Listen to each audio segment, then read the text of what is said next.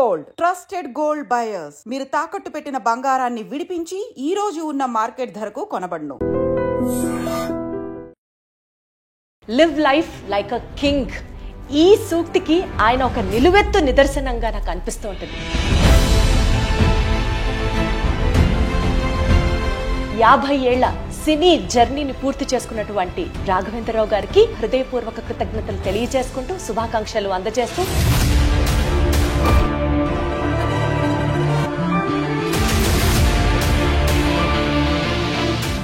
సినిమాలో చేయడం, ఈ మ్యాజిక్ ని ఎలా సాధ్యం అయ్యేలా చేశారు మీరు? పూజ్యులు విశ్వకేత నట సార్వభౌమ ఎన్టీ రామారావు గారితో ఆయన మీద కొట్టిన క్లాప్, ఆ తర్వాత ప్రేక్షకులు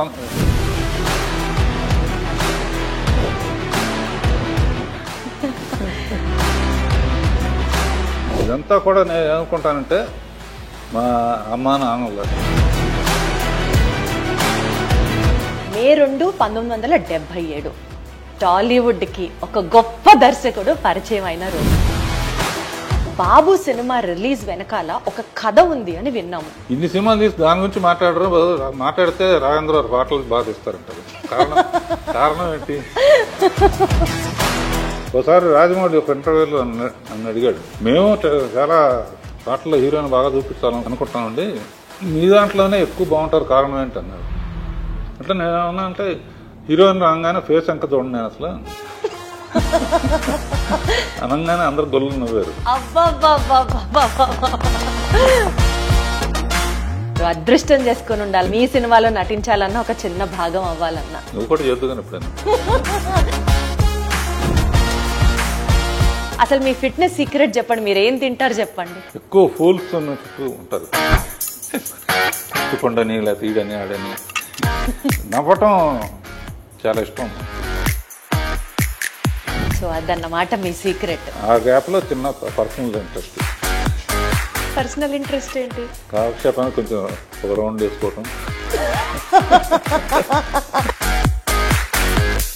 ఎప్పుడన్నా హారర్ కానీ సస్పెన్స్ థ్రిల్లర్ కానీ అలాంటివి ట్రై చేశారా అండి? అసలు మీకు ఇష్టమా అవి? హారర్ సినిమా చూస్తే తల ఎంచుకుంటాను. మ్యూజిక్ ద్వారా కూడా ప్రజల్ని ఒక కనెక్షన్ లోకి తీసుకొచ్చేస్తారు మీరు. ఏంటి మీకు అంత మ్యూజికల్ సెన్స్? అసిస్టెంట్ డైరెక్టర్ గా ఉన్నప్పుడే 60 పాటలన్నీ పాడుకునేవాడు. నేను మా అన్నయ్య కలిసి డ్యూట్ పడేవాడు. అబ్బో, గుర్తుందా? ఏదన్నా 1-2 లైన్లు ఇప్పుడు పాడగలరా? పులి వస్తేరా ఏం చేస్తావురా అన్నయ్య అంటే.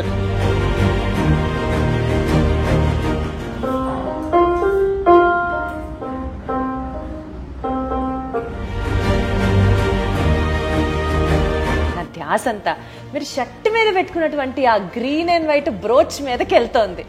ఏంటి చెప్పండి, దాని సిగ్నిఫికెన్స్ ఏంటి, దాని బ్యూటీ ఏంటి? ఏంజల్ ఉంటే మంచిదంటారు. వాళ్ళంటే నాకు ఎంత ప్రేమో. అప్పట్లో ఈ ఇండస్ట్రీ ఎలా ఉండేది సార్? అంటే నా అదృష్టం ఏంటంటే 3 తరాలతో చేశాను. ప్రసాద్ గారు అనేవారమ్మా, రాఘవేంద్రరావు ఎంత హైట్ వెళ్తే అంత బాధ్యత తిరుగుతుంది. రాజకీయాలలోకి మీరు రావాలి అని ఎప్పుడు అనుకోలేదా? ఆ ప్రవేశం గురించి ఎప్పుడు ఆలోచించలేదా? ఏదైనా తెలిసిన పని చేయాలని నా ఉద్దేశం. థ్యాంక్స్ టు చంద్రబాబు నాయుడు గారు.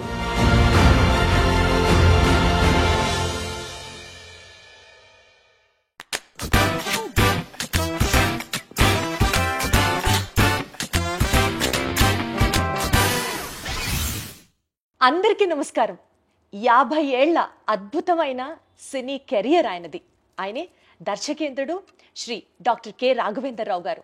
ఈ 50 ఏళ్ల సుదీర్ఘ ప్రయాణంలో ఎన్నో రికార్డులు, ఎన్నో బ్లాక్ బస్టర్లు, ఎన్నో అవార్డులు, అన్నిటికంటే మించి ఎన్నో ఎన్నో ఎన్నో అద్భుతాలు. Live life like a king. ఈ సూక్తికి ఆయన ఒక నిలువెత్తు నిదర్శనంగా నాకు అనిపిస్తూ ఉంటుంది. 100% సార్థకం అవుతుంది ప్రతి అక్షరం కూడా. సో 50 ఏళ్ల సినీ జర్నీని పూర్తి చేసుకున్నటువంటి రాఘవేంద్రరావు గారికి ముందుగా తెలుగు ప్రేక్షకులు, తెలుగు అభిమానులు అందరి తరఫున ఎస్పెషల్లీ మా ఐ డ్రీమ్ తరఫున హృదయపూర్వక కృతజ్ఞతలు తెలియజేసుకుంటూ శుభాకాంక్షలు అందజేస్తూ ఆయన విలువైన సమయాన్ని ఇంటర్వ్యూ చేయడానికి మాకు ఇచ్చినందుకు గాను ప్రత్యేకమైన ధన్యవాదాలు తెలియజేసుకుంటూ 50 years of cinematic legendary experience పూర్తి చేసుకున్న దర్శకేంద్రుడు డాక్టర్ రాఘవేంద్రరావు గారికి మరొక్కసారి గౌస్తే ఇంటర్వ్యూ స్టార్ట్ చేయడం చాలా సంతోషంగా ఉంది. థ్యాంక్ యూ అమ్మా. ఎలా ఉన్నారు సార్? నీది బెజవాడ, నాది బెజవాడ. ఆ కనెక్ట్ ఉంటేనే నాకు ఒక పాజిటివ్ వైబ్ అనిపిస్తుంది సార్. కృష్ణా జిల్లా. Thank you so much. ఏ ప్రోగ్రామ్ అంటే 40 ఏళ్ళు మాట్లాడలేదు, మీ అందరూ తెలుసు. అవును, సౌందర్యలహరిలోనే ఫస్ట్ మాట్లాడింది. నా నమ్మకం ఏంటంటమ్మా, డైరెక్టర్గా నా జర్నీ ఇంతకాలం ఇంత స్ట్రాంగ్గా ఉండడానికి కారణం అండ్ నా ప్రొడ్యూసర్లకి, ఆర్టిస్టులకి, టెక్నీషియన్స్కి, డిస్ట్రిబ్యూటర్స్కి, థియేటర్ యాజమాన్యానికి అండ్ ప్రేక్షక లోకానికి వీళ్ళందరికీ మనస్ఫూర్తిగా థ్యాంక్స్ చెప్తున్నాను. వాళ్ళు లేకపోతే నా ఈ సక్సెస్కి అర్థం లేదు. అండ్ ముఖ్యంగా పర్టికులర్గా నేను వాళ్ళ ఇంత సక్సెస్ఫుల్గా ఉండటానికి రీజన్ ఏంటంటే మంచి ముహూర్తం ఏంటంటే పూజ్యులు విశ్వఖ్యాత నట సార్వభౌమ ఎన్టీ రామారావు గారితో అడవిరాముడు చిత్రంతో నా జర్నీ కమర్షియల్ డైరెక్టర్గా స్టార్ట్ అయిందమ్మా. ఫస్ట్ టైం ఆడిటోరియంలో అడవిరాముడిలో అంతకుముందు రామారావు గారు కనపడితే పూలు వేయటం, కొబ్బరి హారతలు ఇవ్వటం ఉండేది. ఫస్ట్ టైం ఆర్ఎస్కోబాయ్ పాటకి డబ్బులు వేయటం మొదలుపెట్టారు. అదొక రికార్డు. దానికి కారణం ఏంటంటే ఈ అవకాశం నాకు రావడానికి నేను అసిస్టెంట్ డైరెక్టర్గా ఫస్ట్ క్లాప్ కొట్టింది కూడా ఆయన మీదే. ఆయన మీద కొట్టిన క్లాప్ ఆ తర్వాత ప్రేక్షకులు కొన్ని కోట్ల మంది మన సినిమాలకి క్లాప్స్ కొడతారని అప్పుడు ఊహించలేదు నేను.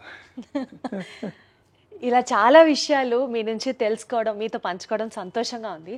ముఖ్యంగా అండి 50 ఏళ్లలో 110 సినిమాలు చేయడం అదొక మామూలు రికార్డు కాదు. అంటే ఒక ఫిల్మ్ మేకర్గా, ఒక డైరెక్టర్గా 50 ఏళ్ళు కంప్లీట్ చేసుకున్న వాళ్ళు మేబీ హాలీవుడ్లో మనం చూసుకుంటే స్పిల్స్బర్గ్ గారి దగ్గర నుంచి, మార్టిన్ సోర్సెస్ గారి దగ్గర నుంచి ఇట్లా కొంతమంది ఉంటే ఉండొచ్చు గాక, కానీ భారతదేశంలో 50 ఏళ్లలో 110 సినిమాలు, అందులో అసలు 70కి పైగా సినిమాలు 100 days కంప్లీట్ చేసుకోవడం, 26 సినిమాలు రజతోత్సవాలు పూర్తి చేసుకోవడం, 4 సినిమాలు గోల్డెన్ జూబిలీ సెలబ్రేషన్స్ పూర్తి చేసుకోవడం, ఇవి కాక 4 సినిమాలకి మీరు దర్శకుడిగా ఒక పర్యవేక్షణ చేయడం, అసలు ఇవన్నీ ఒక మామూలు విషయం కాదు రాఘవేంద్రరావు గారు. ఈ మ్యాజిక్ని ఎలా సాధ్యం అయ్యేలా చేశారు మీరు? అంటే ఎప్పుడు ప్రతి ఫీల్డ్లోనూ కాంపిటీషన్ స్పిరిట్ ఉండాలమ్మా. నాకు అసిస్టెంట్ డైరెక్టర్గా ఉన్నప్పటి నుంచే, అసిస్టెంట్ డైరెక్టర్ ముందు కాలేజీలో ఉన్నప్పుడు కూడా ఏంటంటే మెడ్రాస్లో ఉండేవాళ్ళం. కాలేజీకి పుస్తకాలకి ఇచ్చిన డబ్బుని సినిమాల కోసం, తెగ సినిమాలు చూడటం కోసం ఖర్చు పెట్టేవాడిని. మా ఫ్రెండ్ పుస్తకాలతో చదివి పాస్ అయ్యాను. మా ఫ్రెండ్ ఏమో 3 సార్లు తప్పాడు.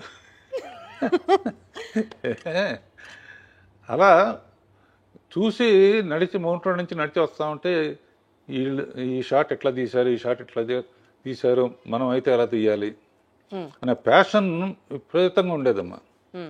అప్పుడు మా నాన్నగారు కూడా డైరెక్టరు. ఆ తర్వాత ఆయన చాలా సక్సెస్ఫుల్గా ప్రేమ్ నగర్ ఇవన్నీ చేశారు. మా సొంత ప్రొడక్షన్స్ ప్రకాష్ ప్రొడక్షన్స్ అని ఉండేది. దానికి ఎంబ్లమ్ లైట్ హౌస్ అనమాట. సొంతంగా తీసిన సినిమాలు చాలా అడ్వాన్స్ ఐడియాగా తీసేవారు ఆయన. అందుకనే మొత్తం పోయింది డబ్బు. డైరెక్టర్ ఆలోచనలు ఎలా ఉంటాయంటే కంపారిజన్స్తో ఉంటాయి.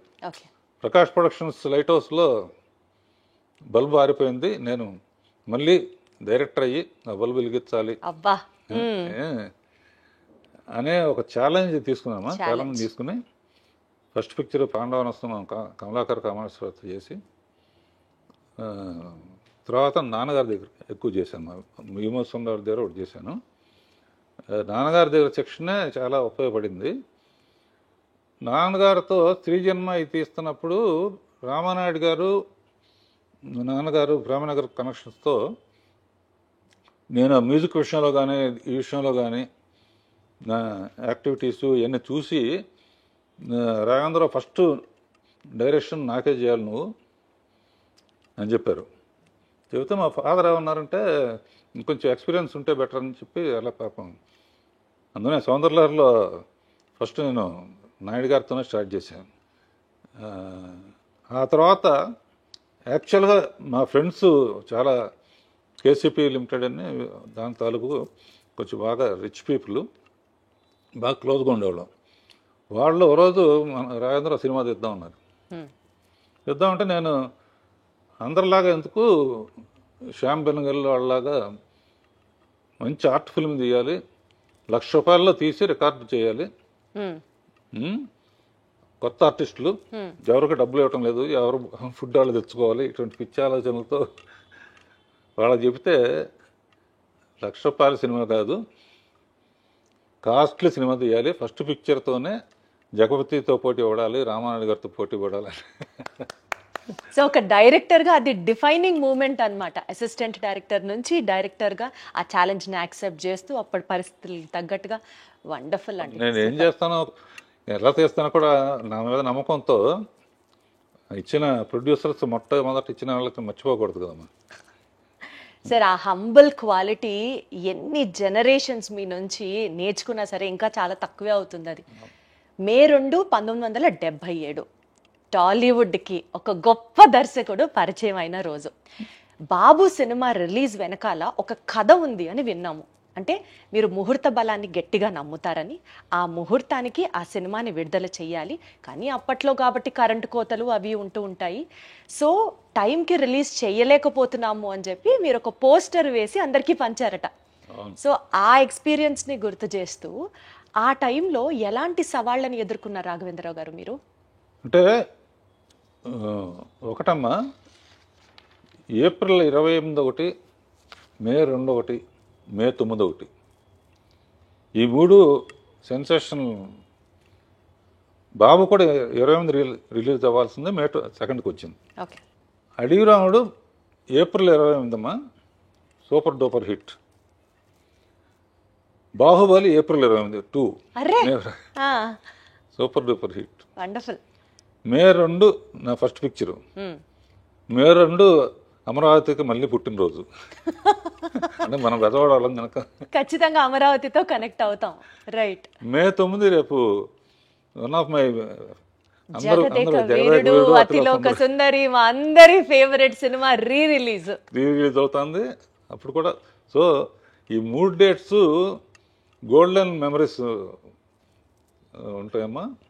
అండ్ ఎప్పటి నుంచో నాకు ఈటీ చూసినప్పటి నుంచి ఫ్యాంటసీ సినిమా తీయాలని, ఫస్ట్ ఫ్యాంటసీ సినిమా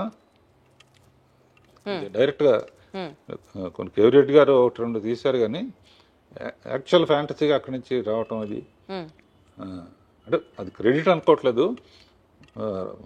రైటర్ చక్రవర్తి ఐడియా చెప్పాడు, తర్వాత జంజాల గారు, ఎండమూరి వీరేంద్రనాథ్, విజయేంద్ర ప్రసాద్, మేమందరం కలిసి తీసాం. రేపు 9వ తారీఖు నాకన్నా మా టీం అందరూ ఉత్సాహంగా ఉన్నారన్నమాట. అసలు మేమందరం ఫ్రెండ్స్ ప్లాన్ చేసేసుకున్నాము అక్కడ కేక్ కటింగ్కి, అక్కడ అసలు ఫుల్ హడావిడి చేయడానికి ఫుల్. అంటే ఫస్ట్ టైం ఆ సినిమాని కొన్ని లక్షల సార్లు చూసినా ఇంకా ఆ సినిమాని ఇప్పుడు మళ్ళీ థియేటర్కి వెళ్ళి చూడాలి అన్నది మాలో కూడా ఫ్యాన్స్గా కూడా బోలెడంత ఎక్సైట్మెంట్ని నింపే ఒక సినిమా అది.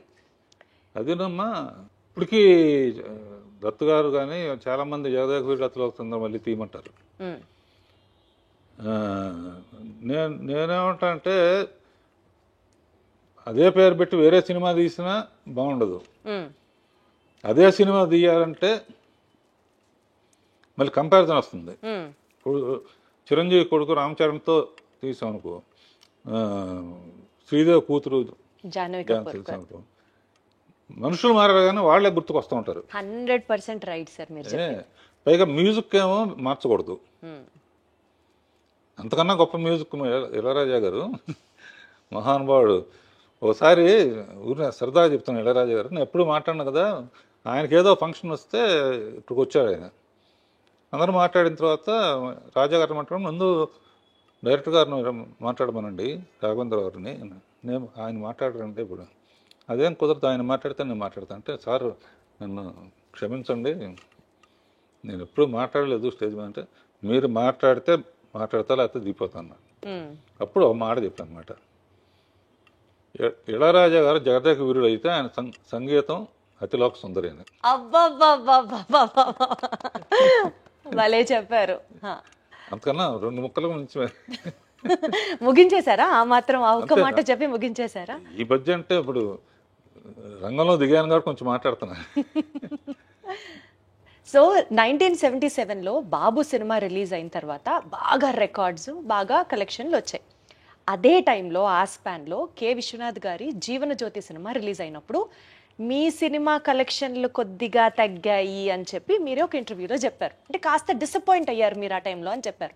సో దాని తర్వాత ఎక్స్పీరియన్స్, నా సినిమా అంటే ఇలా ఉండాలి అని ఒక స్టాండర్డ్ ఏమన్నా అనుకున్నారా మీరు?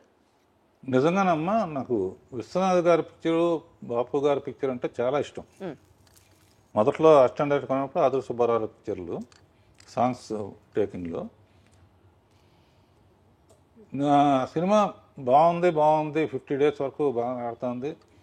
ఈ లోపల జీవన్ జ్యోతి రిలీజ్ అయింది. నేను యాజ్ విశ్వనాథ్ గారి ఫ్యాన్ లాగా ఆ సినిమాకి వెళ్ళాను. ఎప్పుడైతే వాణిశ్రీతో ఆ సెంటిమెంటల్ పార్ట్ వచ్చిందో, zoo zoo zoo zoo zoo zoo zoo zoo zoo zoo అని పాట ఉంటుంది, ఆ పాట రాగానే ఒకటే అనుకున్నా, మన థియేటర్లో ఈ ఒక్క పాట కోసం మన థియేటర్లో వాళ్ళందరూ కూడా జూ జూ జూ అంటే విశ్వనాథ్ గారి థియేటర్కి వెళ్ళిపోతారు అని స్పోర్టివ్గా తీసుకున్నామ్మా. తీసుకుని ఆయనతో కూడా నేను షేర్ చేసుకున్నా.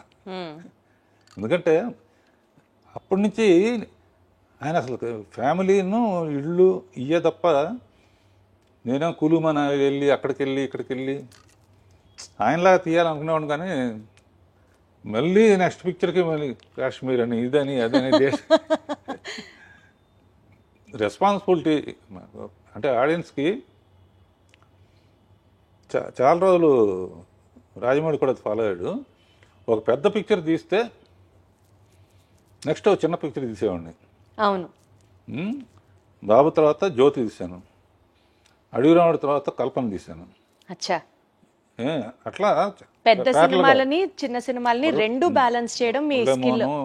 జయసుధ ఇట్లా చేసుకుంటా ఉంటే అడ్వాంటేజ్ ఏంటంటే, చాలా రోజులు రాజమౌళి ఫాలో అయ్యాడు కానీ వన్స్ మగధీరాను బాహుబలి అయిన తర్వాత ఇక అతని చేతుల్లో లేదు.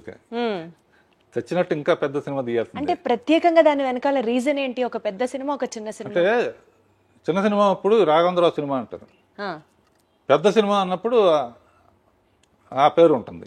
అంటే హీరో పేరు ఉంటుంది తప్పని కదా నేను చెప్పేది. మెయిన్గా అంటే రాఘవేంద్రరావు సినిమా చూడాలి, లేకపోతే దాసరి నారాయణరావు సినిమా చూడాలి. ఇప్పుడు ఏంటంటే రాజమౌళి సినిమా చూడాలి, సుకుమార్ సినిమా చూడాలి, అన్నీ అందరూ.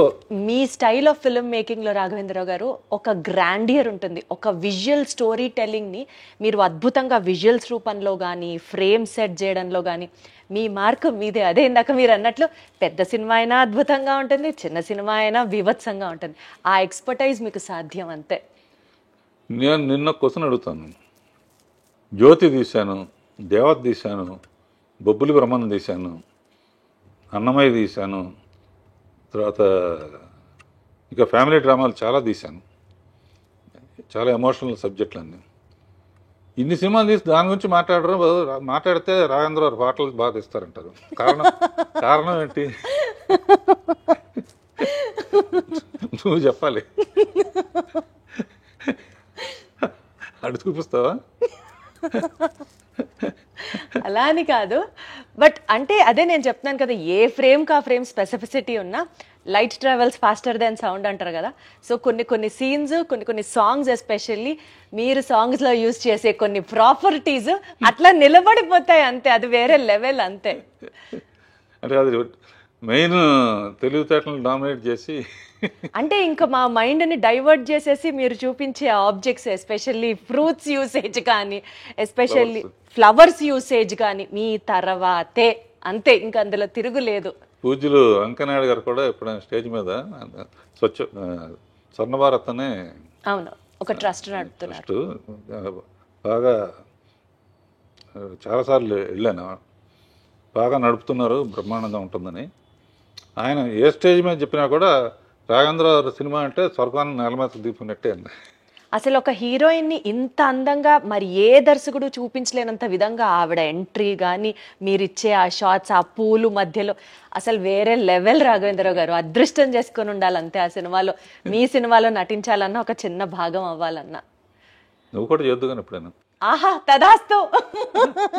ఇది ఎప్పుడో అవుతుంది, నెరవేరాలని కోరుకుంటున్నాను నేను కూడా. అంటే ఇందాక మీరు చెప్పినట్లు ఆ జీవన్ జ్యోతి సినిమా హాల్లోంచి చూసి మీరు బయటకు వస్తూ ఉన్న తర్వాత మేబీ అదే మీ స్ఫూర్తేమో. లేడీ ఓరియంటెడ్ సినిమాలు జ్యోతి, ఆమె కథ, అమరదీపం ఇట్లాంటివి మీరు చేసినప్పుడు అప్పట్లోనే లేడీ ఆడియన్స్ని, ఫ్యామిలీ ఆడియన్స్ని కూడా టార్గెట్ చేయాలి అని అనిపించిందా మీకు? ఒక స్ట్రెచ్లో ఆ సినిమాలు తీసుకుంటూ వచ్చారు. అట్లా అనిపించే ప్లాన్ చేశానమ్మా. ఎందుకంటే జ్యోతి అయిన తర్వాత చాలామంది నాకు అన్నీ అటువంటివి ఆఫర్ చేశారు. ఆఫర్ చేస్తే నేను తొందరపడి అటు వెళ్తే ఇప్పుడు సంచి పుచ్చుకుని ఇది ఇంటర్నేషనల్ ఫిల్మ్ ఫెస్టివల్ చుట్టూ తిరిగేవాడిని. వెయిట్ చేశాను కాబట్టి అడవి రాముడు వచ్చింది. అదే కదా అసలు ఆ సినిమా కలెక్షన్లు రాఘవేంద్రరావు గారు అప్పట్లోనే 4 కోట్లు, ఇవాళ రోజున 5,000 కోట్లతో సుమారుగా అప్రాక్సిమేట్ గా సమానం. అవును, జనాభా లెక్క ప్రకారంగానే. బాబోయ్, అసలు ఆ రోజులో 4 కోట్లు వసూలు చేసింది అడవి రాముడు ఫస్ట్ లో. అంటే లేడీ ఓరియంటెడ్ సినిమాలు, ఫ్యామిలీ సినిమాలు చేసే మీకు అప్పట్లో ఒక మాస్, ఒక కమర్షియల్ సినిమాని తీయాలి, అప్పటి లెజెండరీ యాక్టర్ ఎన్టీఆర్ గారితో మీరు చేయడం అనేది, ఆ డెసిషన్ తీసుకోవడానికి మీకు ఇన్స్పిరేషన్ ఏంటి? అసలు ఆయన ఒప్పుకున్నాడు నా డైరెక్షను అని తెలియగానే ఇక ఆయన సినిమాలు మళ్ళీ ఒకసారి బెదవాడ వెళ్ళిపోయి ఒకసారి రిలీజ్ అయ్యాయి కదమ్మా. ఆయన సినిమాలను చూశాను. ఆయన కనపడితేనే పూలు వేయటం లేకపోతే హారతలు వేయటం చేస్తారు. నడిచి వస్తేనే అలా చేస్తున్నారు. ఏనుగు మీద వస్తే ఎలా ఉంటుంది అని ఏనుగు మీద, అవును, గజారోహణం ఏదో అంటారుగా. ఏనుగు మీద వస్తే, ఏనుగు మీద రావాలంటే అడవికి వెళ్ళాలి. అడవికి వెళ్ళాలంటే వాడు టార్జాన్ అయి ఉండాలి. టార్జాన్కి సూట్ అవ్వదు. అప్పుడు ఏం చేయాలని ఆలోచించి ఎప్పుడు ఫారెస్ట్ ఆఫీసరు విలన్స్ కుమ్మక్కవుతారు. ఈ సిన్సియర్ ఆఫీసర్గా ముందే ఆఫీసర్గా వెళ్తే డ్యూయట్లకి రొమాన్స్కి ఛాన్స్ ఉండదు. ఎన్ని ఆలోచించారు అసలు. అందునే ఫస్ట్ ఎన్ని స్టడీ చేయడానికని మామూలు మనిషిగా వచ్చి అక్కడున్న ట్రైబల్స్ని వాళ్ళ గొప్పతనం చెబుతూ కొన్ని రోజులైన తర్వాత నాకు భయం వేస్తున్నాను. అప్పటికి రామారావు కృష్ణుడి ఫోటోలు కానీ రాముడి ఫోటోలు కానీ ఇళ్లలో పెట్టుకునేవాళ్ళు. ఈ పిక్చర్ మనకు ఆడకపోతే ఇక మన కెరీర్ ఏమైపోతుందన్న టెన్షన్తో కృషి ఉంటే మనుషులు దృష్టిలో అవుతారనే పాట క్రియేట్ చేసి, మీరేం తక్కువ వాళ్ళు కాదు అని చెప్పి, గొప్ప గొప్ప అని చెప్పి, ఏకలవ్యుడు, వాల్మీకి, రాముడిది నా కోరిక ఏంటంటే ఈ సినిమా ఆడితే సంతోషం, ఆడకపోతే మళ్ళీ ఆయన చూసేది కాదు. సరే, రాముడు ఎట్లా ఉంటాడో మనకు తెలియదు, ఆయనలాగానే ఉంటాడు. చాలామంది అంటారు నిజంగా రాముడు ప్రత్యక్షమైనా కూడా నువ్వు కాదులే అంటారు. అంత బ్రాండ్ ఉంది దానికి, కృష్ణుడు కానీ రాముడు కానీ. నా కోరిక ఏంటంటే లాస్ట్ షాట్ రాముడుగా చూడాలని మనసులో అనుకుని ఆ షాట్ లాస్ట్లో తీసి ఆ శబరి చేసే యాక్షన్ యాక్ట్ చేసి చూపించి కాళ్ళకి నమస్కారం. జన్మదినమేది అనుకున్నాను. ఆయన కారు ఎత్తెత్తు ఫస్ట్ టైం అవుట్డోర్కి వచ్చారమ్మా ఆయన. అంతకుముందు అంతా గిండి ఊరి అటు వచ్చేవారు కదా. It is green memory in my life brother అన్నారు. అట్లా నన్ను చాలా ప్రేమగా చూసుకున్నారు. తర్వాత ఆయనతో 12 సినిమాలు చేశాను. 12లో 9, 10 హిట్లే. అసలు హిట్ కాందేది సార్. తర్వాత చిరంజీవితో 14 తీశాను. 14 సినిమాలు చిరంజీవి గారితో. సో నా అదృష్టం ఏంటంటే 3 తరాలతో చేశానమ్మా. అవును సార్. రామారావు, బాలకృష్ణ, మళ్ళీ తారకరత్న, మళ్ళీ నాగేశ్వరరావు, నాగార్జున, సుమంత్, కృష్ణ, మహేష్ బాబు, సోమబాబు కొడుకు రాలేదు కానీ తర్వాత శ్రీకాంత్ కొడుకుతో కూడా మళ్ళీ అసలు ఇంట్రడ్యూస్ చేసిందే మీరు, సూపర్ అసలు. అలా ఇట్స్ ఆల్ డెస్టినీ అమ్మా, నేను ప్లాన్ చేసి చేసింది కాదు. People are really blessed to work with you sir.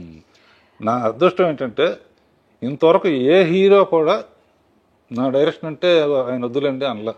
ఎవరు సార్ అనేది ఆ మాట, ఎలా సార్ అంటారు ఆ మాట? నారాయణరావు నాది చాలా మంచి కాంబినేషన్ అమ్మా. నేను మాట్లాడను కాబట్టి నా తరపున ఆయన మాట్లాడేవాడు స్టేజ్ మీద.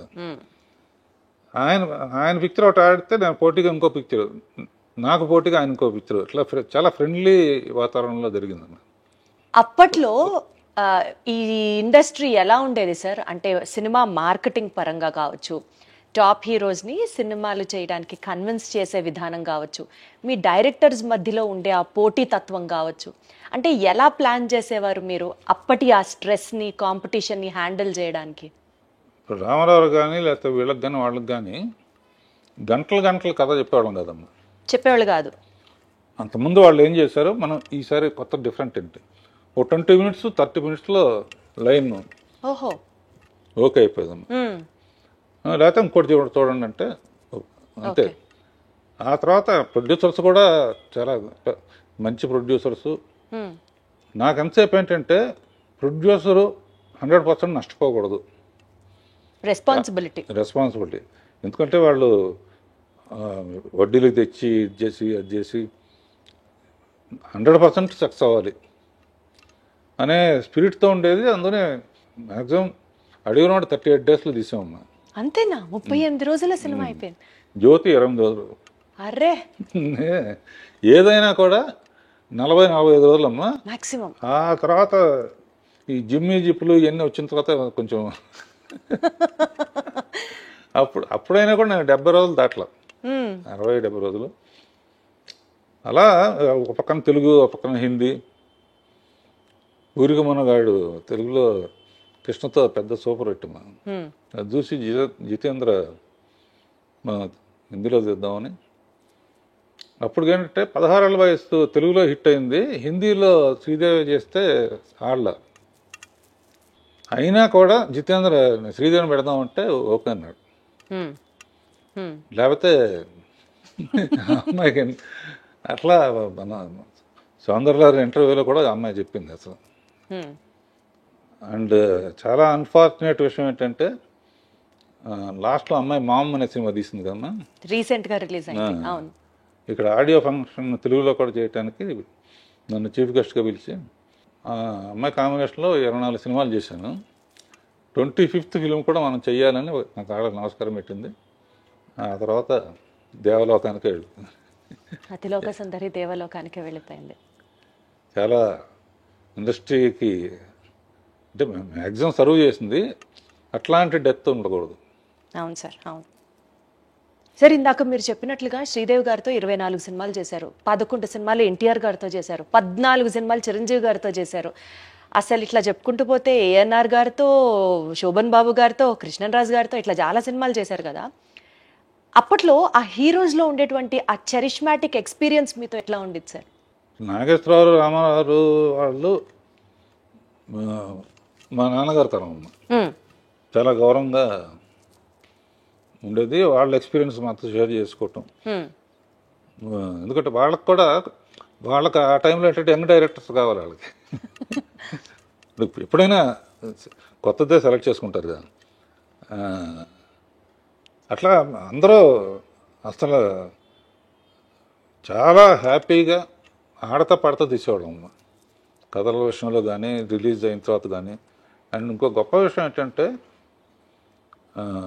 ఓ పిక్చర్ ఒక ఆడపోయినా కూడా ఈ డైరెక్టర్ వద్దు ఇంకో డైరెక్టర్ పెట్టుకుందాం అనే సిస్టమ్ లేదు అప్పుడు. రంగారావు కానీ ఎవరైనా కూడా హీరోలు అందరూ, చిరంజీవి గారితో కూడా నాకు హిట్లు ఉన్నాయి, ఫెయిల్యూర్స్ కూడా ఉన్నాయి. ఫెయిల్యూర్ అయిందని చెప్పి డిస్కౌంట్ డైరెక్టర్ వద్దు అన్నట్టు లేదు, ఈక్వల్గా షేర్ చేసుకునేవాళ్ళం. ఓకే, తప్పు జరిగింది నెక్స్ట్ కరెక్ట్ చేసుకుందాం అని.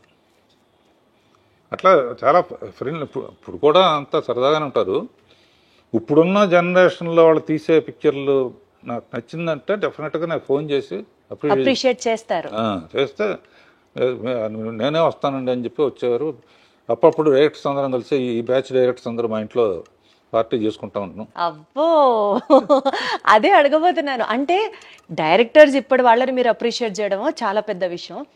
ఇందాక మీరు అన్నట్లు 3 తరాల హీరోలని మీరు ఇంట్రడ్యూస్ చేశారనుకోవచ్చు, వాళ్ళతో కలిసి చేశారనుకోవచ్చు. ఎన్టీఆర్ గారి దగ్గర నుంచి, ఏఎన్ఆర్ గారి దగ్గర నుంచి ఇట్లా చెప్పుకుంటూ పోతే జనరేషన్స్ వైజ్ సినిమాలన్నీ మీరు చేశారు ఆ హీరోలతో. ఆ జనరేషన్ గ్యాప్కి మీరు ఎలా అడ్జస్ట్ అయ్యేవారు రాఘవేంద్రరావు గారు? ఎలా హ్యాండిల్ చేసేవారు? వాళ్ళతో ఫ్రెండ్లీగా ఉండేవాడు. వాళ్ళ మెయిన్గా అమ్మో రాఘవేంద్రరావు చాలా సీరియస్గా ఉంటారు అనుకుని వస్తారు. ఓహో, వచ్చిన తర్వాత కొంచెం మామూలుగా ఫ్రెండ్లీగా ఉంటాం, కొంచెం ఫూరిష్ జోకులు వేయటం. నా చుట్టూ కూడా ఎప్పుడు ఎంటర్టైనింగ్గా ఉండే వాళ్ళతోనే ఉంటాను నేను. చాలామంది ఇప్పుడు ఉన్న బ్యాచ్లో కానీ బయట ఫ్రెండ్స్ కానీ, సినిమా ఫ్రెండ్స్ కన్నా బయట ఫ్రెండ్స్లో కానీ సరదాగా ఏ దేశం వెళ్ళినా కూడా వాళ్ళతో వెళ్ళటం, అక్కడ ఏదో ఒకటి చేయటం, ఏం లైఫ్ని లైట్గా తీసుకోవటం. అద్భుతం. అంటే మిమ్మల్ని ఇంట్రడ్యూస్ చేస్తున్నాను అని కొంచెం ఆ భయము, ఆ బెరుకు నాకు కూడా ఉండింది. భయపడుతూ వచ్చాను, అమ్మో చాలా తక్కువ మాట్లాడతారు అనుకుంటా. కానీ కెమెరా సాక్షిగా చెప్తున్నాను, సార్ని కలిసిన తర్వాత అసలు ఇంటర్వ్యూ ఎంత జాయ్ఫుల్గా, హ్యాపీగా, అసలు నాకు ఇప్పుడు టెన్షనే లేదు రాఘవేంద్రరావు గారు. స్ట్రెస్ అంతా పోయింది, ప్రశాంతంగా మాట్లాడుతున్నట్టుంది మీతో. మెయిన్గానమ్మా ఇప్పుడు మనకు సామెత ఉంది కదమ్మా, కొత్త నీరు వస్తే పాత నీరు వెళ్ళిపోతుందని. నేను ఒక స్టేజ్లో అవును కొత్త తరం వచ్చినప్పుడు మనం సైడ్ ఇవ్వాల్సిందే, ఆఫ్లైన్ కదా, ఆపాల్సిన అవసరం కూడా లేదు. మనకు డైరెక్షన్ తప్ప ఇంకేం తెలియదు. బిఏకి పెద్ద ఉద్యోగం రాదు. నెక్స్ట్ తెలిసింది ఏంటి అని ఆలోచిస్తే డ్రైవింగ్ తెలుసు. చాలా రిచ్ మ్యాన్ దగ్గర డ్రైవర్గా పనికొస్తాం తప్ప డైరెక్షన్ తప్ప ఏమీ తెలియదు. అప్పుడు ఆలోచించి అప్పుడే రామోజీరావు ఈటీవీ అన్నీ పెట్టారు.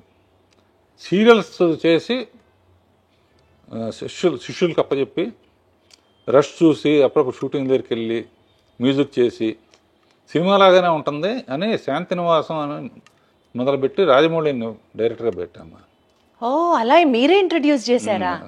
అంతకుముందు నాకు చంద్రబాబు గారు ఎలక్ట్రానిక్ మీడియా అడ్వైజర్గా నాకు అవకాశం ఇచ్చినప్పుడు రాజమౌళి, ముళ్ళపూడి వర, గంగరాజు వీళ్ళందరూ కూడా యాడ్స్ చేసేవాళ్ళు సోషల్ అవేర్నెస్ కోసం. అద్భుతంగా చేసేవాడు రాజమౌళి. అప్పుడు శాంతినివాసం కథ అనుకుంటే అతనే మొత్తం కథ అవుట్లైన్ చెప్పాను. అతను 1000 ఎపిసోడ్లకు సరిపడా. సో అప్పుడప్పుడు సెట్కి వెళ్ళేవాడిని. నేను అనుకున్న చెప్పిన తర్వాత రష్ వచ్చిన తర్వాత చూస్తే నేను చెప్పిన దానికన్నా బాగా తీసేవాడు. సో అక్కడి నుంచి ఇక కాన్ఫరెన్స్ వచ్చి స్టూడెంట్ నెంబర్ 1కి నేను పర్యవేక్షణ చేసి తన డైరెక్టర్గా పెట్టారు. పెట్టినప్పుడు ఊరినే అతను సక్సెస్ఫుల్గా 2-3 సినిమాలు అయిన తర్వాత ఆర్కే నుంచి వచ్చావు కదా, నీకు ఎప్పుడు వీలుంటే డబ్బులతో నాకు పని లేదు, నీకు ఎప్పుడు వీలుంటే అప్పుడు నాకు కూడా ఒకటి చేయంటే ఆఖరికి బాహుబలి అని గిఫ్ట్గా ఇచ్చాడనమాట. నేను మా అల్లుళ్ళు కలిసి తీసాం. సో ఇప్పుడు అంటే ఇప్పుడు సరే ఆ తరం అయిపోయింది. సీరియల్స్ తరం ఇప్పటికీ దొరుకుతుందమ్మా. 25 ఏళ్ళ నుంచి ఆ సీరియల్స్ అన్నీ కూడా ఒక స్టాండర్డ్, ఒక క్వాలిటీకి ఒక నిదర్శనం లాగా తీస్తున్నారు మీ బ్యానర్ నుంచి వచ్చేటువంటి ఆ సీరియల్స్ కానివ్వండి. తర్వాత మా అన్నయ్య కోరిక మీద ఆర్కే ప్రొడక్షన్స్ అని పెట్టి ఫస్ట్ చేస్తే నందమూరి రామారావు బ్రాండ్ ఉండాలని చెప్పి బాలకృష్ణ అడగానే బాలకృష్ణ హ్యాపీగా మా డేట్స్ అడ్జస్ట్ చేసి ఇచ్చాడు. అలా ఆర్కే బ్యానర్లో మా అన్నయ్యతో అల్లరమగుడు, అల్లరిపోయాడు, కొన్ని ఫెయిల్ అయినా కొన్ని సక్సెస్ఫుల్గా. అండ్ మా అన్నయ్య గారి పిల్లలు మా పిల్లలు అందరూ కలిసే పెరిగారు కనుక అంతా జాయింట్ ఫ్యామిలీ లాగా. సక్సెస్ఫుల్ జాయింట్ ఫ్యామిలీ అంటే మీరు ఎక్కడి నుంచి వచ్చారంటే రాఘవేంద్రరావు గారు, ప్రాపర్గా ఆ ఫ్యామిలీ ఎథిక్స్, బాండ్స్, లైఫ్లో కొన్ని వాల్యూస్ ఇవన్నీ పాటిస్తూ ఈ స్థాయికి వచ్చారు. కాబట్టి మేమందరం ఇవాళ రోజున అంత గౌరవంగా, గర్వంగా మీ వైపు చూస్తాం. That's all because of your brought up, మీ వాల్యూస్, మీ ఎథిక్సే ఇవన్నిటికీ కారణం అనిపిస్తుంది నాకు. మిమ్మల్ని ఇలా కలవడం, ఇంటర్వ్యూ చేయడం అసలు నాకు వేరే లెవెల్గా ఉంది. మీ సినిమాలో చాలా వేరియేషన్స్ ఉంటాయి. యాక్షన్, డ్రామా, కామెడీ, రొమాన్స్, జానపదం, మైథాలజీ, ఇలా చెప్పుకుంటూ పోతే లిస్ట్కి కామా కామా కామా యాడ్ చేసుకుంటూ వెళ్ళాలి. వీటిల్లో మీకు బాగా నచ్చిన జానర్ ఏది? నాకు అన్ని జానర్స్ ఇష్టం అమ్మా. ఏది చేసినా సిన్సియర్గా చేస్తాను. అసలు కామెడీను గ్లామర్ లేకుండా అసలు ఆలోచన అసలు ముందు. కామెడీ గ్లామర్ లేకుండా సినిమా ఉండదు అసలు. ఎందుకంటే జస్ట్ అబ్జర్వ్, అన్నమయ్య సినిమాలో కూడా 2 క్యారెక్టర్స్ని పెట్టి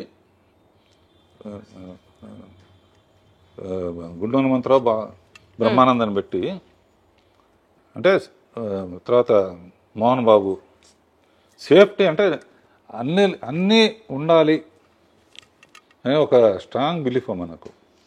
రాఘవేంద్రరావు గారి సినిమా అంటే ప్రేక్షకుడికి ఫుల్ మీల్స్ అంతే. అది మెయిన్ ఉద్దేశం అమ్మా. ఎప్పుడన్నా హారర్ కానీ, సస్పెన్స్ థ్రిల్లర్ కానీ అలాంటివి ట్రై చేశారా అండి? అసలు మీకు ఇష్టమా అవి? హారర్ సినిమా చూస్తే తల దించుకుంటాను నేను. అది దెయ్యం వస్తుందని తెలియగానే డాన్ మ్యూజిక్ రాగానే ఇట్లా చూడండి అనమాట. ఆ సౌండ్ అయిపోయిన తర్వాత లేస్తాను.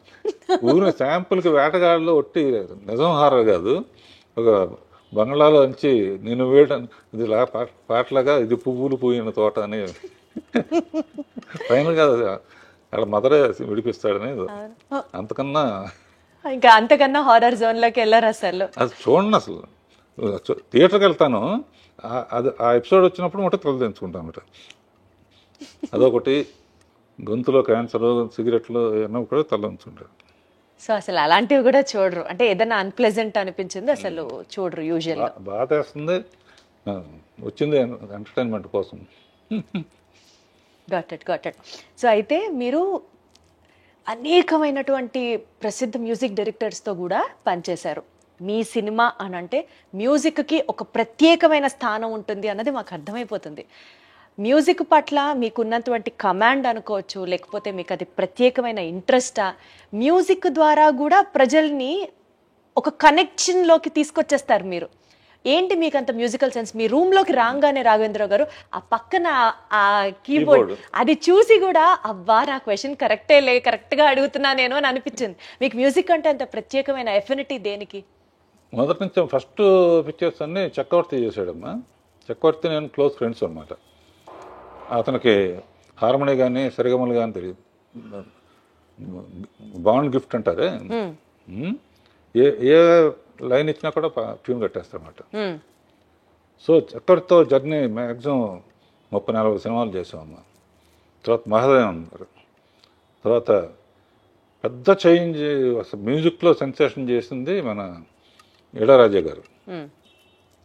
కోటితో చేశాను, విద్యాసాగర్తో చేశాను, రాజేశ్వరరావుతో చేశాను, సత్యం గారితో చేశాను. అండ్ 24 పిక్చర్స్ 23 పిక్చర్స్ అయినాయి.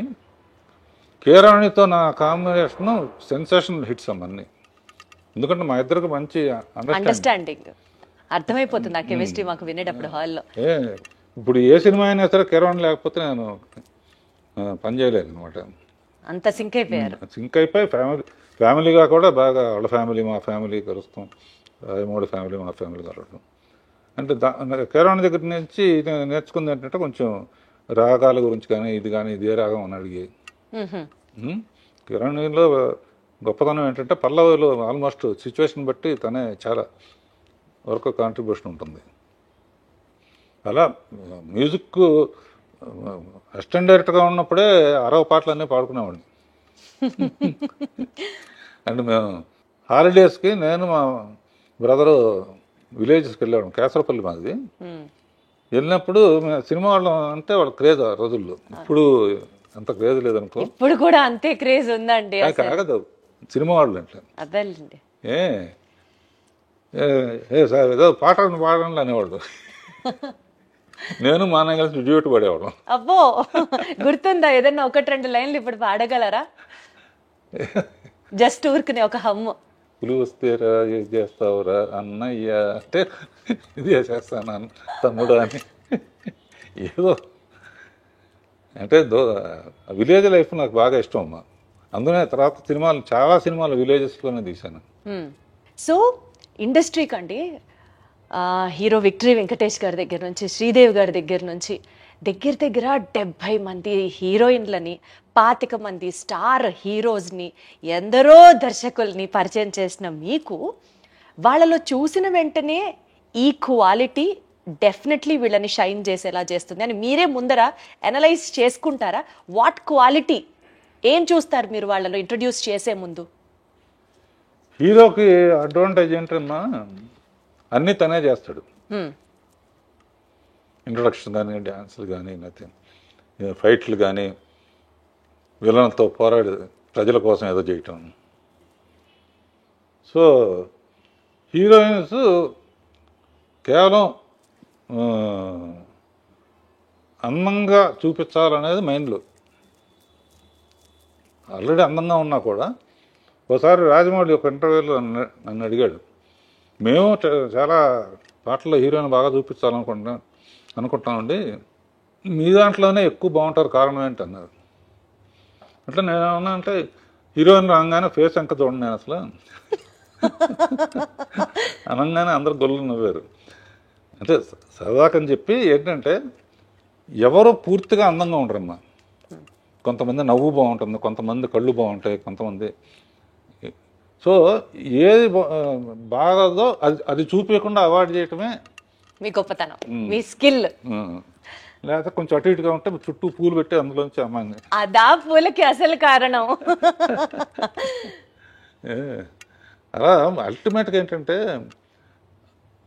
లక్షాధికారికైనా రిక్షావాడికైనా సరే వాళ్ళు చెయ్యలేని చూడలేని తెర మీద కనపడితేనే, పర్టికులర్గా కింద స్థాయి వాళ్ళు అయితే మటుకు వాళ్ళే శ్రీదేవితో డ్యాన్స్ చేసినట్టు, వాళ్ళే జయసుతో డ్యాన్స్ చేసినట్టు, వాళ్ళే విజయశాంతితో డ్యాన్స్ చేసినట్టు ఊహించుకుంటారు. కంపల్సరిగా సినిమా రిలీజ్ అయిన తర్వాత విజయవాడ వెళ్ళామండి, విజయవాడ, ఏలూరు అన్నీ. వాళ్ళ కామెంట్స్ చాలా విచిత్రంగా ఉంటాయి మనం ఊహించిన దానికన్నా కూడా. జగదేక సుందరికి శ్రీకాకుళం అక్కడికి వెళ్తే ఒక అతను అన్నాడు, ఈ సినిమా ఎవరైనా సరే 3 సార్లు చూడాలంటే. 3 ఏంటారు లెక్క అని అడిగాను నేను. ఒకసారి చిరంజీవి కోసం చూడాలి ఏం చేస్తున్నాడని, ఒకసారి శ్రీదేవి కోసం చూడాలి ఏం చేస్తుందని, ఒకసారి ఇద్దరిని కలిపి చూడాలి. అంటే వాడు ఎంత ఆలోచన. మనం కూడా ఈ యాంగిల్లో చూస్తే ఇద్దరు అద్భుతంగా చేస్తా ఉంటే రెండు చూడలేము కదా, ఎవరిని చూసి న్యాయం చేస్తాం. అందునే అంత అన్ని రోజులు కానీ అన్ని. సో వాళ్ళ దగ్గర నుంచి చాలా నేర్చుకోవాలమ్మా, ఆడియన్స్ దగ్గర నుంచి. మనం తీసి పంపించేయటం కాదు. తర్వాత అప్పుడు ఓన్లీ ల్యాండ్ లైన్లు కనుక ఏంటి సినిమా పరిస్థితి అంటే వాళ్ళు ఫోన్లో చెప్పారు, విపరీతమైన రిపీట్ ఆడియన్స్ అండి, 13:3 వరకు చూసి కొంతమంది వెళ్ళిపోతారు, ఇదేంటి డబ్బు టికెట్ కొని 13:3 వెళ్ళిపోవటం ఏంటి అన్నాను. 13:3 ఆఖరి సాంగ్ వస్తుందండి, ఆ సాంగ్ ఆ మజా ఊహించుకుంటూ దారిలో ఒక బీరు కొనుక్కుని మల్లెపూలు కొనుక్కుని ఇంటికి వెళ్తాడు. అంటే వాళ్ళ విశ్లేషణ అమ్మా, నేను అనుకునేది కాదు, ఆడియన్స్ పల్సు. అంటే ఎవరైనా కళలు వస్తూ ఉంటాయి, లేకపోతే ఇది ఏంటంటే అదే మూడ్లో, అంటే సాంగ్స్కి పర్టికులర్గా పేరు రావడానికి రీజను ఇటువంటి. Got it sir. అలాంటి ఎలిమెంట్స్ ని మీరు ఎక్కువ ఫోకస్ చేసేవాళ్ళు, ఆ దృష్టి ఆలోచించేవాళ్ళు. సరదాగా చిరంజీవి గారు కానీ వీళ్ళు కానీ మీరు హీరోయిన్స్ అందంగా చూపిస్తారు, అన్నీ మీరే చేస్తున్నారు కదా, యాక్షన్ మీరే చేస్తున్నారు, వీళ్ళంతా ఛాలెంజింగ్ మీరే చేస్తున్నారు, అట్లీస్ట్ పోనీ అందంగా హీరోయిన్లైనా చూపిద్దాం కదా అని చెప్పేవారా? ఏదో జరిగిపోయిందమ్మా. ఇదంతా కూడా నేను ఏమనుకుంటానంటే, మా అమ్మ నాన్నల, మా అమ్మకి ఎక్కువ పూజలు, ప్రతి నెల ఒక జ్యోతిష్కుడి దగ్గరికి వెళ్ళి ఏంటి మా చిన్నాడు సంగతి ఏంటి, మా పెద్దాడి సంగతి ఏంటి. అందులో సౌందర్యలహరిలో లాస్ట్ ఎపిసోడ్లో మా ఫ్యామిలీ అందరితో మదర్ లేరు అప్పటికి, అదేదో ఫ్యామిలీ పరిచయం కోసం చేసాం అనుకుంటున్నారు. లాస్ట్లో నేను ఉంటాను, ఒకసారి చూడము సార్. చాలా బిజీగా ఉండి ఎప్పుడు ఇంట్లో నెలకు ఒక 4 రోజులు ఉండేవాడు, పిల్లలు ఏం చదువుతున్నారో కూడా నాకు తెలిసే కాదు. వాళ్ళు ఏం చదువుతున్నారు, ఫలానా చదవమని కానీ నేను వాళ్ళకు వాళ్ళు చదువుకున్నారు, వాళ్ళకు వాళ్ళు పైకి వచ్చారు, వాళ్ళకు వాళ్ళు ప్రూవ్ చేసుకున్నారు.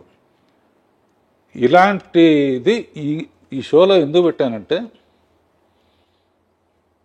పిల్లలకి ఇండివిజువాలిటీ ఇచ్చి, ఇప్పుడు ప్రతి ఫంక్షన్కి పిల్లలు చేసుకునే ఫంక్షన్కి కూడా నన్ను పిలుస్తారు, సరదాగా ఉంటుంది.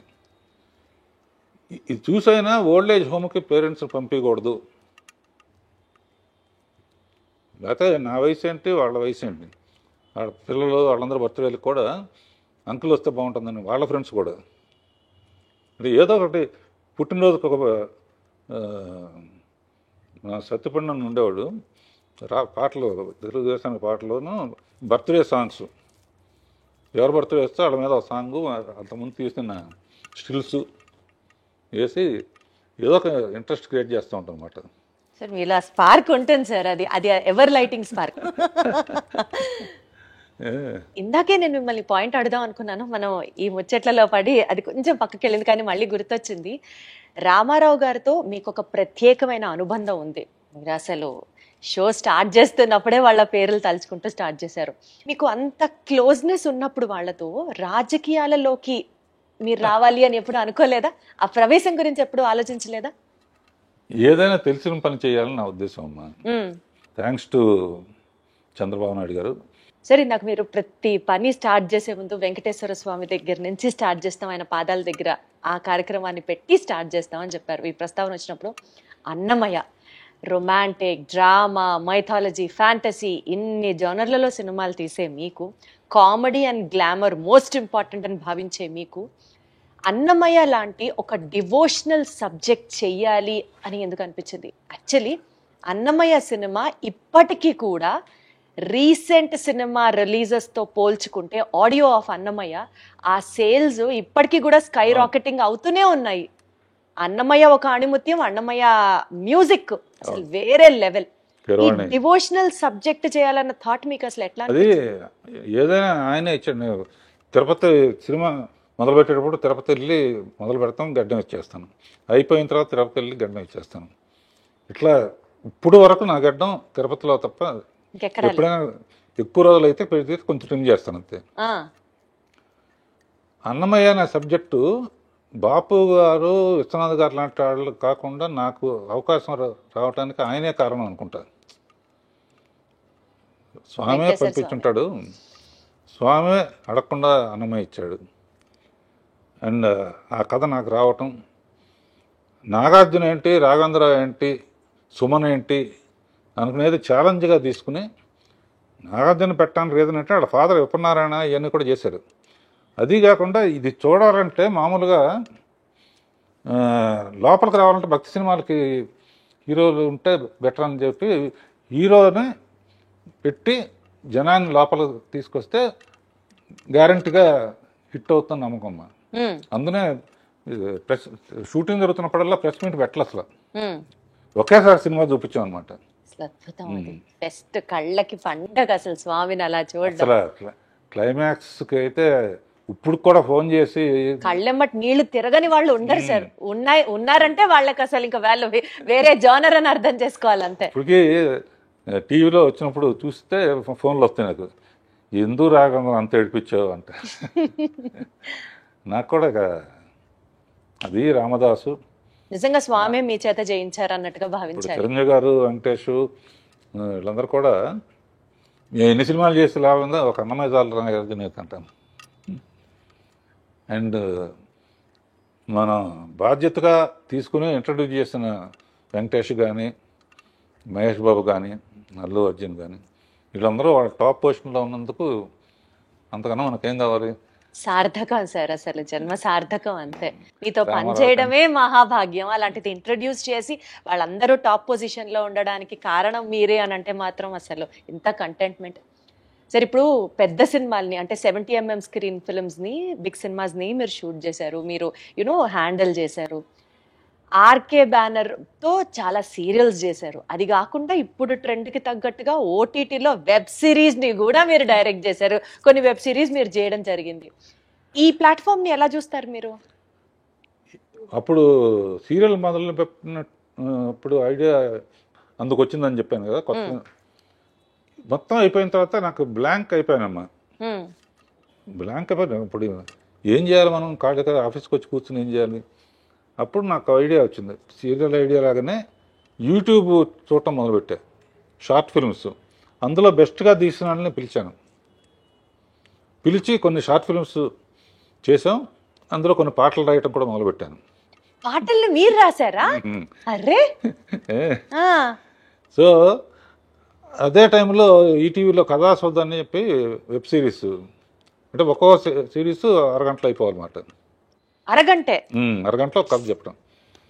అవి ఇప్పుడు శిష్యులను పెట్టేసి నేను అప్పుడప్పుడు సెటిల్కి వెళ్ళి స్టోరీ డిస్కషన్, మ్యూజిక్. సో ఇప్పటికీ మీరు అవి హ్యాండిల్ చేస్తున్నారు, పర్యవేక్షిస్తున్నారు. మన సండే వస్తుంది. ఇప్పుడు లైఫ్ పార్ట్నర్ అని ఒకటి తీశాను,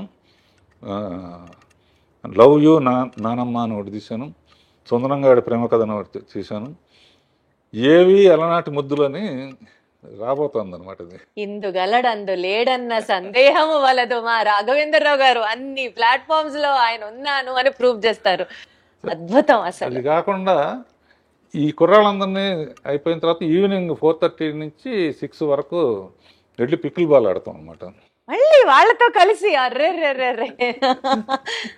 వీడు కొంతమంది ఆ తర్వాత కీబోర్డ్ అన్నావు కిందాక మా అమ్మ చెప్పింది, ఖాళీగా ఉంటుంది కీబోర్డ్ నేర్చుకోవచ్చు కదా అని. నేర్చుకుంటున్నారు. అయ్యమ్మా బాబోయ్, మీ ఫిట్నెస్ సీక్రెట్ ఏంటి రాఘవేంద్రరావు గారు? ఎప్పుడు ఆ స్మైల్, ఇన్ని యాక్టివిటీస్, చాలా జోష్ఫుల్ గా ఉండడం, సరదాగా ఉండడం. అసలు మీ ఫిట్నెస్ సీక్రెట్ చెప్పండి. మీరు ఏం తింటారు చెప్పండి. తిండి దేవులే కానీ ఎక్కువ ఫూల్స్ చుట్టూ ఉంటారు.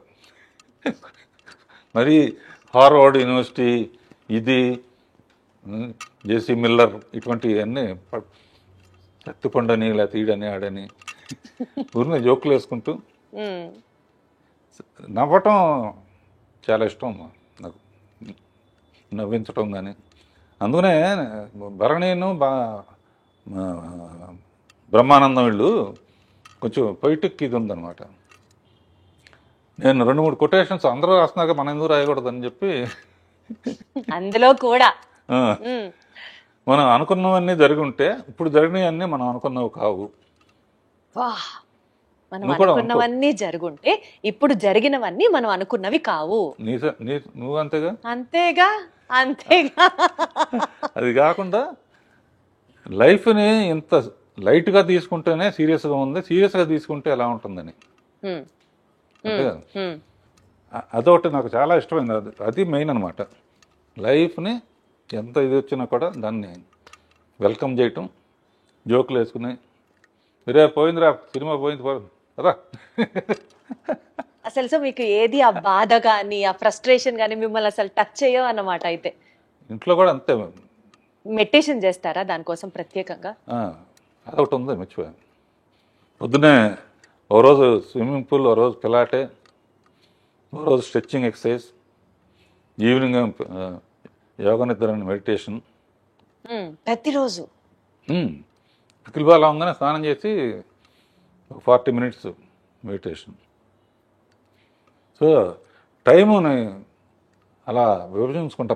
పని లేకపోతే నాకు ఏదో చెయ్యికి అలా ఆడదంటారే. అందుకనే మీరు ఆ 16th year దగ్గర ఆగిపోయారు రాఘవేంద్రరావు గారు. ఇంకా అసలు ఏజ్ ముందుకి రాలేదు అంతే. హ్యాపీగా ఎప్పుడు సరదాగా ఉంటాం. ఈ వాళ్ళ దగ్గర నుంచి నేను నేర్చుకుంటున్నానమ్మా, నా దగ్గర నుంచి వాళ్ళు నేర్చుకుంటున్నారు.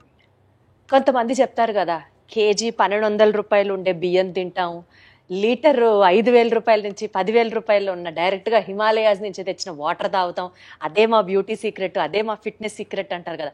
అట్లాంటి ప్రత్యేకమైన తిండ్లు మీరేం తినారా? అసలు తిండి కూడా లేదు అసలు. ఏదో ఇప్పుడు తర్వాత ఏంటంటే జనరల్గా రోజు పొద్దున పూట కూడా ఇడ్లీలు, వడలు, దోశలు తినేవాళ్ళం.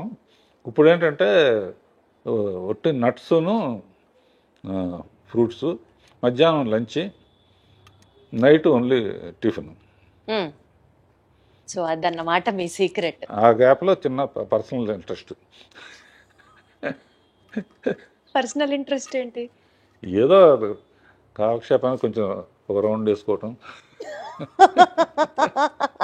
Such an honest, sweet and an humble answer from your end. అసలు సూపర్. ఎటు మనం ఈ విషయాలు మాట్లాడుతున్నాం కాబట్టి రాఘవేంద్ర గారు, నాకు ఇందాకటి నుంచి మిమ్మల్ని చూస్తున్నాను, మీతో మాట్లాడుతున్నాను, కానీ నా ధ్యాస అంతా మీరు షర్ట్ మీద పెట్టుకున్నటువంటి ఆ గ్రీన్ అండ్ వైట్ బ్రోచ్ మీదకి వెళ్తోంది. అసలు అది ఎంత క్యూట్గా ఉందంటే ఏంటి చెప్పండి, దాని సిగ్నిఫికెన్స్ ఏంటి, దాని బ్యూటీ ఏంటి? ఇది మా అమ్మాయిలు ఏంజల్ ఉంటే మంచిది అంటారమ్మా. ఏంజల్ ఇళ్లలో కూడా ఏంజల్ బొమ్మ పెడితే చాలా, లేకపోతే నువ్వు కూడా పెట్టుకో ఇంట్లో, ఇది పెట్టుకో అని చెప్పి మా పిల్లలు ఇచ్చారు. ఇది వాళ్ళు ఇచ్చిందంటే నాకు వాళ్ళంటే నాకు ఎంత ప్రేమో, ఇది అంటే అంత ప్రేమ అనమాట. దీంతో చాలామంది అడుగుతారు, ఇది ఎక్కడ పోతుందో అని చెప్పి 2-3 ఒక్కోసారి పడిపోవచ్చు కదా. ఒకటి మట్టుకు అందరూ 2-3 ఎప్పుడూ పెట్టుకుంటాను. ఒకటి మట్టుకు ఎక్కడ పడాలో అక్కడ పడుతుంది. గొప్ప వ్యక్తి అక్కినేని నాగేశ్వరరావు నిర్యాణం చెందినప్పుడు అన్నపూర్ణ స్టూడియోలోనే ఇది చేశారు. ఫైర్ లాస్ట్ రైట్స్ అన్ని అక్కడ చేశారు.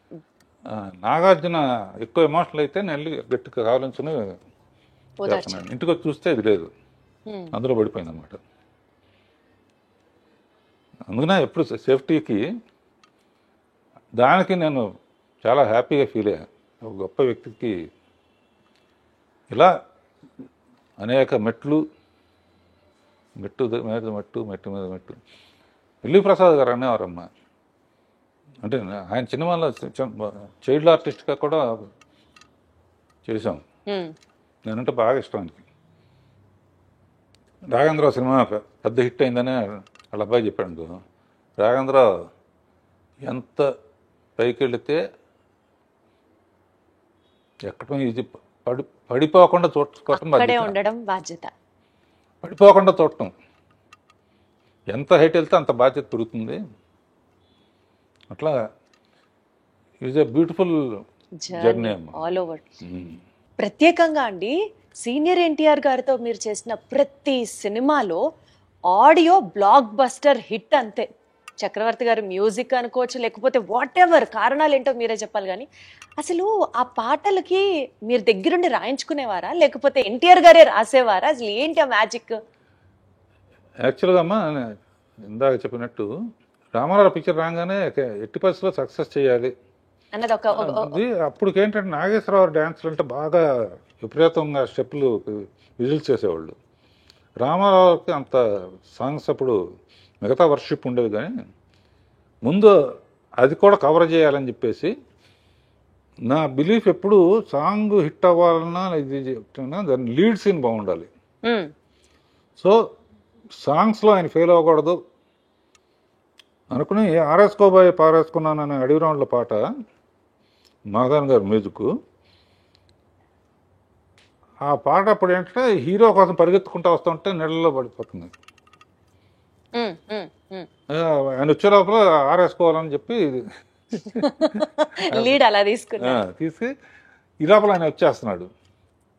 ఆడియన్స్ ఎంత మంచి వాళ్ళు అంటే వస్తామంటే చీర ఎగిరిపోయింది. చెట్టు నుంచి వేసుకోబోయి పారేసుకున్నానంటే ఏళ్ళలో డబ్బులు అంటే టేక్ ఆఫ్ ఉంటేనమ్మా. అక్కడి నుంచి ఇక పాటల్లో కూడా ఆయన కూడా అందులో కృషి ఉంటే మనుషులు ఋషులు అవుతారులో ఎన్లైట్మెంట్ ఆఫ్ సోషల్ ఇది ఒక మోటివేషన్ సాంగ్. తర్వాత కోకిలమ్మ పెళ్ళికి అనేది, తర్వాత మేజర్ చంద్రకాంత్ పుణ్యభూమి నా దేశం పాట. అసలు మేజర్ చంద్రకాంత్లో పుణ్యభూమి నా దేశం ఎక్కడికి వెళ్ళినా సరే ఆగస్టు 15న జనవరి 26న ఈ పాట ప్లే అవ్వకుండా భారతదేశంలో ఎక్కడ ఉండదు అంతే. అదిను ఆయన అందులో కూడా అన్ని గెటప్పులు శివాజీ అల్లు సీతారామరాజు. ఆయన అనేవాడు, బ్రదర్ చాలామంది చేశారు జాగ్రత్త అని. అంటే అల్లు సీతారామరాజు కట్టబొమ్మను కూడా ఇచ్చాం కదా, శివాజీ గణేష్ చేశారు. కమిట్మెంట్ అంటే ఆయన గెటప్లన్నీ ఆయన గద తయారు చేసిన అన్ని డిజైన్ ఆయన ఇస్తాడు. ఎన్టీఆర్ గారే డిజైన్ చేసేవారా? బాగా ఆ ఇప్పుడు సాంగ్లో చూసి తెలుస్తుంది. ఘటబ్రహ్మన్ గెటప్ సంకెళ్లతో మొత్తం ఇట్లా బంధిస్తుంటే దాన్ని చీల్చుకొని నడవాలి ఆయన. మన ప్రొడక్షన్ వాళ్ళు ఉంటాయి, కార్లో కంఫర్టబుల్గా ఉండదని ప్రొడక్షన్ అని తెప్పించుకుని టిఫిన్ క్యారియర్లో నింపుతామే, అందులో ఎక్కొచ్చాడు ఆయన. ఎక్కొచ్చి ఇట్లా దిగితే అట్లా ఓ బెంగళూరు ప్యాలెస్లో తీసాం, ఎవరు కట్టాలిరా పన్ను. అమ్మో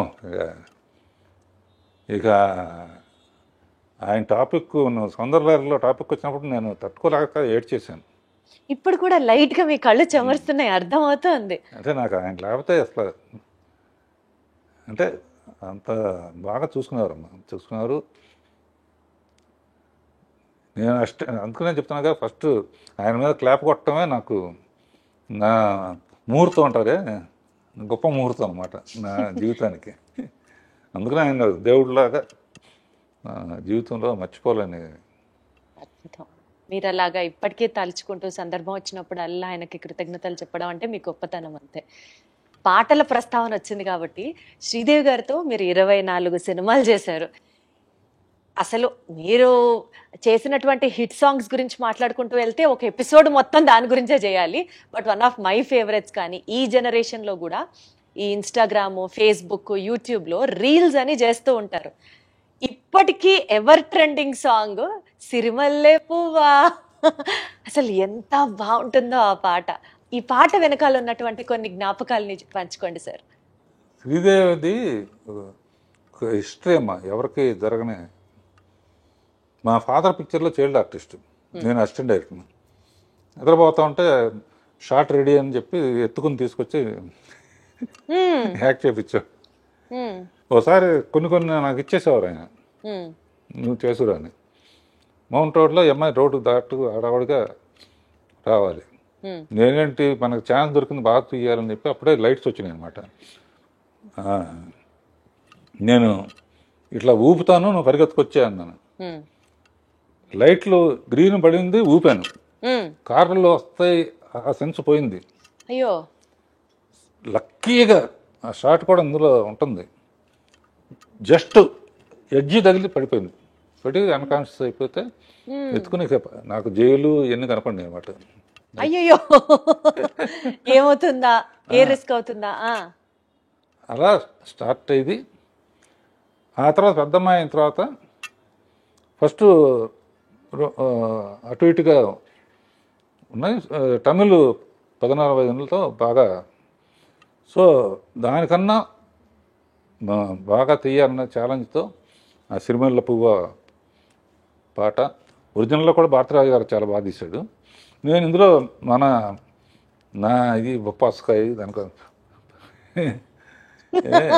ఏ ప్రోగ్రాంకి వెళ్ళినా కూడా కంపల్సరీగా నాకు ఆనందం ఏంటంటే శ్రీరామనవమికి రామదాస్ పాటలు వేస్తారు, కొండ మీద అన్నమయ్య పాటలు వేస్తారు. ప్రోగ్రామ్స్లో ఆగస్ట్ 15 అంటే మేజర్ చంద్రకాంత్ పాటలు, సిరిమల్ల పువ్వ, అబ్బనైతేందబ్బా. అసలు ఆ పాట గురించి మీరు చెప్పద్దు. బ్లూ కలర్, నేను చిరంజీవి గారి బర్త్డే సెలబ్రేషన్స్ ది ఒక ఈవెంట్ హోస్ట్ చేశాను. ఆ ఈవెంట్ కి వెళ్ళేటప్పుడు నా కాస్ట్యూము శ్రీదేవి గారి కాస్ట్యూము, బ్లూ చీర, బ్లూ బ్లౌజ్, ప్లెయిన్ అనమాట. ఎగ్జాక్ట్ గా అబ్బనీతి అని దెబ్బ నాకు అది కళ్ళ ముందర ఉంటుంది. నాకే కాదు, చాలా మందికి వీరాభిమానులు ఉన్నారు ఆ పాటకి. అలా పాటకి ఛాలెంజ్ అమ్మా. మా ఆపరేట చేమ చెట్టు అదొకటి మర్చిపోలే. గిరవాణి లేకపోతే నేను మ్యూజిక్ చేయలేను అనే ఫీలింగ్ వచ్చేసుకున్నాను. ఈ 50 years బ్లాక్ బస్టర్ ఇయర్స్గా మాకు అందించి మీ మొత్తం ఎక్స్పర్టైజ్ కానివ్వచ్చు, మీ స్కిల్ కానివ్వచ్చు, సినీ రంగంలో మీరు పెట్టినటువంటి, మీరు చూపించినటువంటి, మీరు చేసినటువంటి సర్వీస్ మాకు బోలెడన్ని ఎక్స్పీరియన్స్ని మిగిల్చడంతో పాటు సార్, ఎంత ఎదిగినా ఒదిగి ఉండాలి అన్న ఒక నేచర్, అండ్ మోస్ట్ ఇంపార్టెంట్లీ లైఫ్ని సీరియస్గా తీసుకోకుండా సరదాగా తీసుకుంటే అంతకంటే బ్యూటీ ఇంకొకటి లేదు అన్నది చెప్తూ, రెస్పాన్సిబిలిటీతో పాటు మోస్ట్ ఇంపార్టెంట్లీ మీరు పెట్టినటువంటి హార్డ్ వర్క్ నెక్స్ట్ జనరేషన్స్కి డెఫినెట్లీ ఒక ఇన్స్పిరేషనల్ పర్సనాలిటీగా మీరు నిలుస్తారు, ఉండిపోతారు మా మనసుల్లో. మరొకసారి మీకు శుభాకాంక్షలు తెలియజేసుకుంటూ thank you so much Raghavendra గారు. థ్యాంక్ యూ అమ్మా. Thank you audience. ఐ డ్రీమ్కి థ్యాంక్ యూ.